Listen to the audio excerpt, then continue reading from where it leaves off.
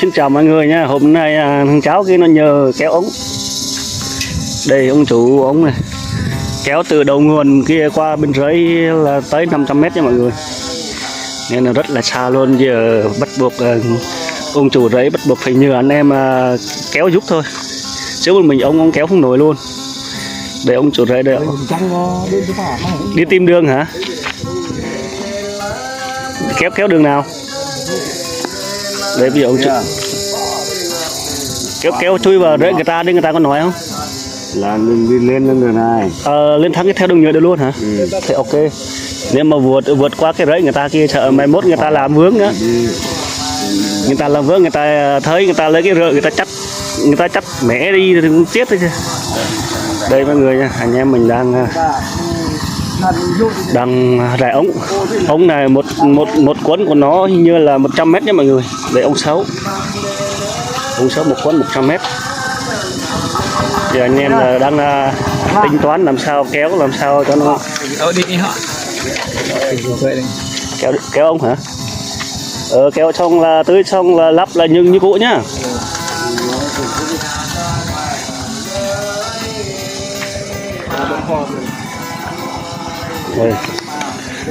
Bây giờ mình lắp cái cùng trước đây, xong là mình kéo luôn. Đây để cháu nó làm này. Để mọi người nha, mình giờ đang gọi là đang lập cúng. Đó, kỹ thuật rất là kỹ thuật luôn. Đây mấy cái cúng này. Có cả lê 13 đấy, có cả lê 13 mình khóa chứ, mình vặn chứ. Đây ông này ông hình như sáng giờ chưa ăn cái gì rồi sách rồi quét mì tôm để ăn. Rồi hôm qua ông này hay uống rượu nhiều á. Giờ hiện tại ông đang say nguội nha mọi người. Đang say nguội cho nên ông sách mì tôm để ăn đỡ đói. Còn anh này thì anh cầm cái rựa chuẩn bị kéo ống. Nhưng mà ông này quên nước đá. Hầu như là anh em mà nhà ai cũng say nguội thì sao á. Giờ thiếu nước đá chắc anh em cũng khó chịu á. Mình chạy về nhà đây. Đó giờ điện thoại nó mất nhà này.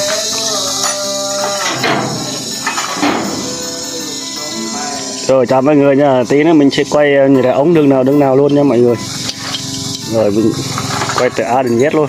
Mọi người cùng HTV theo dõi bộ phim của YouTube HTV mọi người nha. Rồi xin chào mọi người nha. Để mình quay tiếp 3 người hút hả? Để mình quay sao nữa. Bà đứa Đây nha mọi người nha. Ông khó mà tự nhiên ông cái cùng 55 này. Đấy số 55 đấy chưa? Cái gọng luôn thế này mà đẩy xa làm sao nó khóa nó chặt được. Nó bực ngay gì đâu mà. Tuột ngay gì đâu mà. Đó.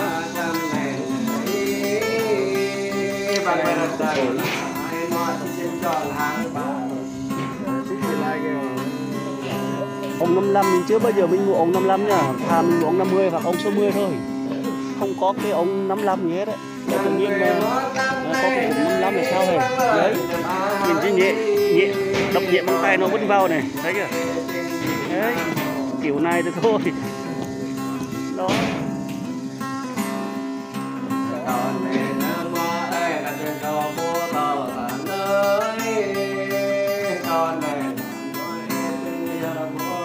Đó, bây giờ thì anh em mình chuẩn bị rải ống thôi.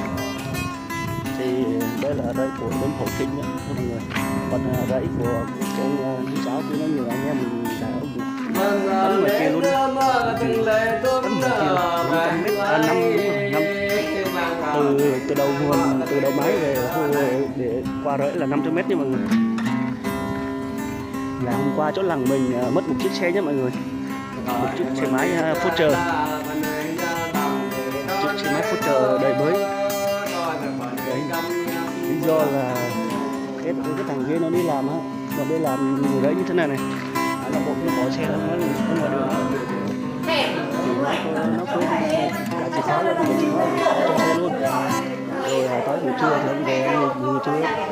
Mình thấy xe mình mất tiêu rồi, mình thấy xe ở đâu nữa. Xong rồi tiêu Tết lấy bà tập cái nước trong làng tìm.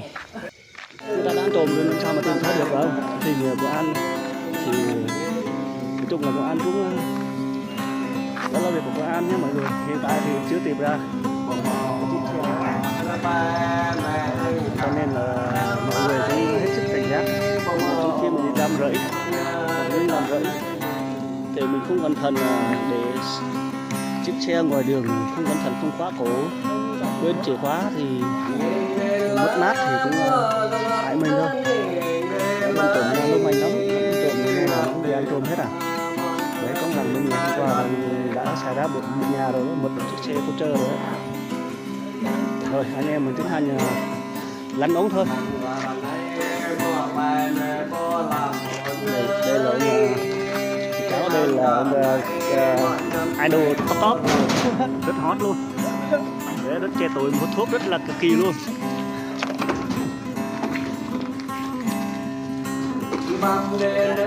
Mà thuốc ra em cháu này vẫn uống được bình thường như mọi người, trắng bình thường như người lớn. Vậy lắm. Còn hai vợ chồng là không biết đi đâu nữa. Đi đâu vậy sếp?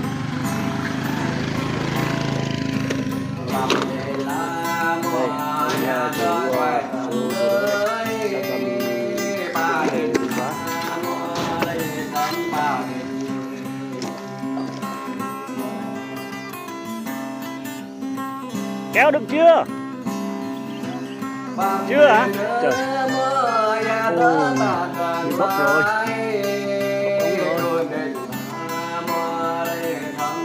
Để lên đi chứ trời, mình đứng nãy giờ rồi.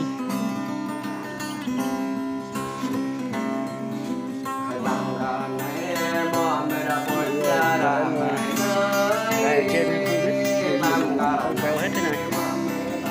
Thế này thì thôi chết rồi. Đặt chủ nhà la đấy. Đây 2 miếng rồi. Đấy 3 miếng này.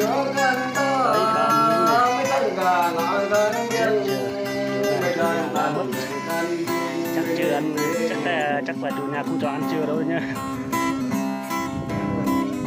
Mẹ đâu? Mẹ hả? Ôi nãy mình kéo một ống rồi. Đứa rồi đó. Giờ cho mấy đứa nó kéo đó. Mình quay thôi. Hết cả lưng luôn.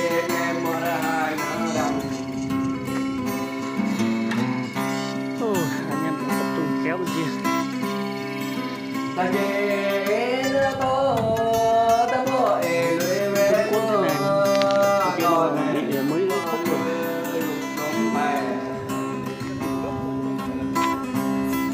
Ở đây.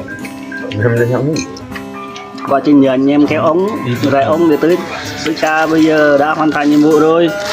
Để cảm ơn thế nào đó, nói đi. Ca ở đây chân rồi đó. Nói đi. Thôi anh em ra trình nhà trong ngày hôm nay đi giúp cho tôi được đi gạo rồi anh có gì hơn qua trình là được vừa đã xong rồi, giờ nhà anh em mình không có cái gì hơn thì anh em chúc nhau đi chuyện. Rồi, cảm ơn nhá.